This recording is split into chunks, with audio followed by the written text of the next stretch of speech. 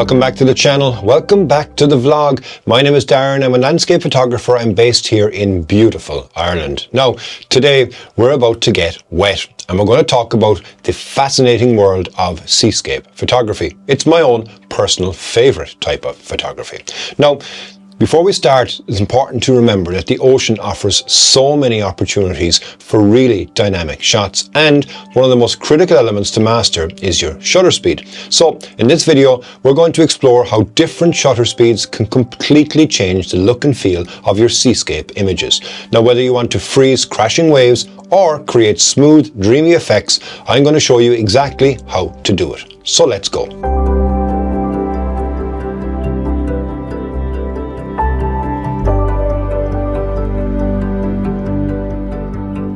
Now, when you think about capturing the ocean, one of the first things that might come to mind is the power of crashing waves. Now, to really emphasize that energy, you'll want to use a fast shutter speed, something along the lines of 1/500 of a second or even faster.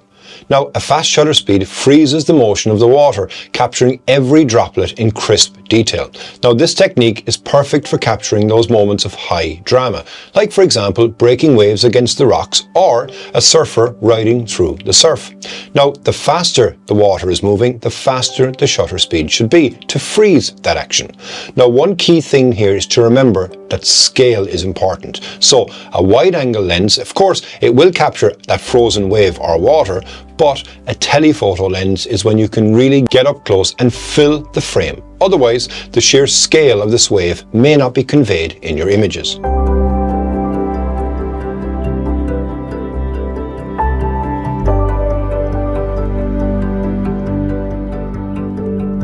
Now, on the flip side to fast shutter speeds, if you want to create more of a tranquil or, let's say, ethereal scene, a long exposure is the way to go. Now, this technique, it smooths out the motion of the water, creating a misty, almost dreamlike effect. For a long exposure, you'll need to slow down your shutter speed, significantly in fact. Sometimes anywhere between 5 and several seconds will work, depending on how much you want to smooth out the water. You'll also need a sturdy tripod to avoid any camera shake. And of course, an ND filter can help reduce the amount of light hitting your sensor, if you're shooting in bright conditions, that is. Now, you can of course get these types of shots without filters. You just need the ambient light to be low enough to allow you to keep your shutter open for as long as you hope to can be. So it's important that you be sure to check your histogram after every single shot and watch those highlights.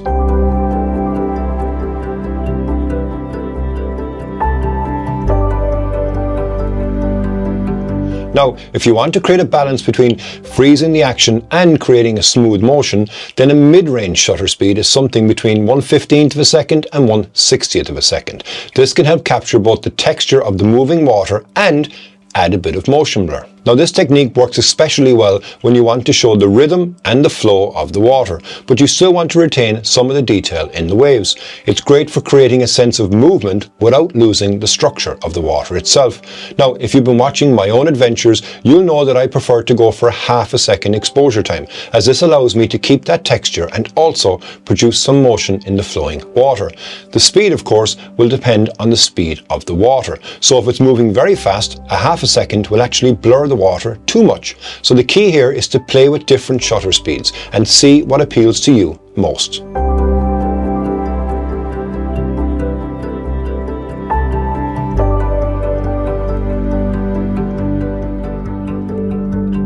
Now, shooting seascapes isn't just all about shutter speed.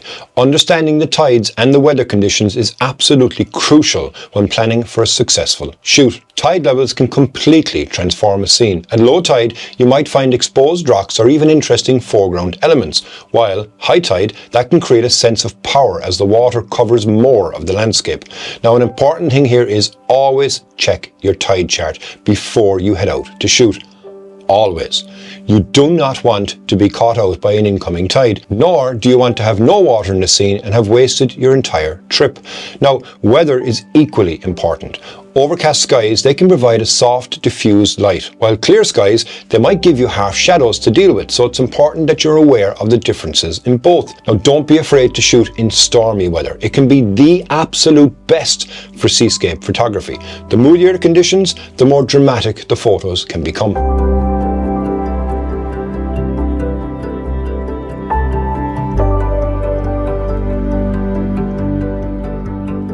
Now next, let's discuss about composition. So the ocean, it can seem overwhelming because simply there's so much going on, but a few simple compositional techniques can make your seascape photos much stronger. My advice is to look for natural leading lines, for example like rocks or even the shoreline, to help guide the viewer's eye through the image. Now incorporating these foreground elements and also adding in the likes of say driftwood or even crashing waves can add depth to your photo. And don't forget about that horizon. Keeping it straight is essential for a balanced shot. And if you also have a scene in front of you, watch what the water is doing and where it is flowing, as sometimes you can compose a shot with an empty space in the frame, which will then be filled by that incoming wave a few moments later. This can work well for nearly all types of seascape shots. The important thing is you get two opportunities. You get one as the water is coming in, and also you get one as the water is heading back out. Going back out gives you absolutely fantastic streaks of that white as it comes through the shot for your longer exposure.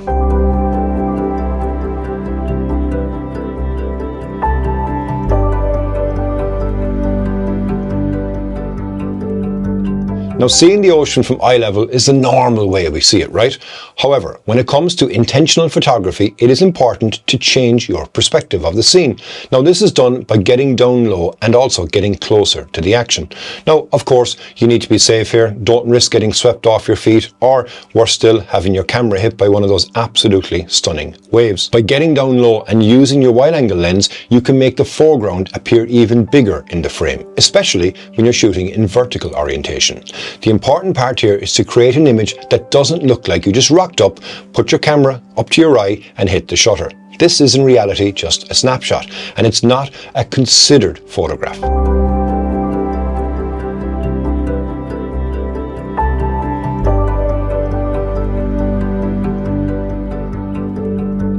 Shooting near the ocean can be tough on your gear, so let's talk about what you'll need to protect it and to get the best possible shots. First, a sturdy tripod is absolutely essential if you want to do some long exposures. You'll also need an ND filter to help you control that light when using slower shutter speeds. And don't forget a lens cloth. You will have a lot of sea spray that is going to be coming back up, and it'll also be hitting your lens. Now, if you're shooting in rough conditions, consider using a rain cover or a plastic bag to keep your camera dry. As I've mentioned in previous episodes, a shower cap is a perfect thing to always have in your bag. Now, it's important also that you don't forget to clean off the sand before you leave the scene if possible, because it will get into the legs of your tripod, and if you leave that unattended, it'll cause absolute havoc with your gear. Now, when you get home, take your tripod into the shower with you and give it a clean too. It will mean your tripod will last longer. It will get all those salty deposits out, and it'll also feel like you actually care for it, which you should if you are a seascape photographer. Now, a good pair of Wellington boots is vital if you want to ensure you don't succumb to that water. Plus, you can stay there longer waiting for that perfect match of light and wave.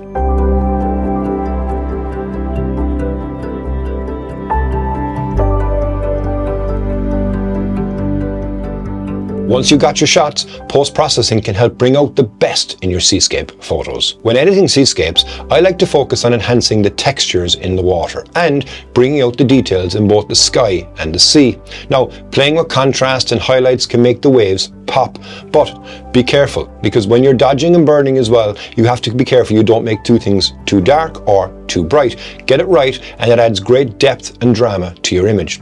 Now, a great tip here also is to take a photo of the scene when you're there with your phone, as depending on what filters you're using, you may end up with some color cast, meaning that your images will take on a different color than what was actually there. Having the phone shot is great for reference of what the colors were actually like when you were shooting. And finally, when you're editing your seascape shots, don't edit them and export them all in one go, because I have found that doing this over two separate occasions allows my eyes to readjust and see just how wild I went on that late night editing the day before.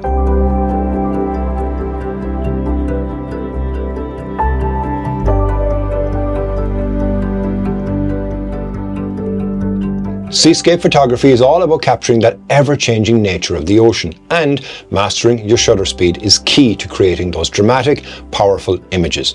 I've said on many occasions that unless you're getting wet, you're not a seascape photographer, you're a coastal photographer. And the best images that I've ever taken have meant that I've got wet in some way or another. Either my tripod, my legs, my boots, or even my camera has felt the flow of the water.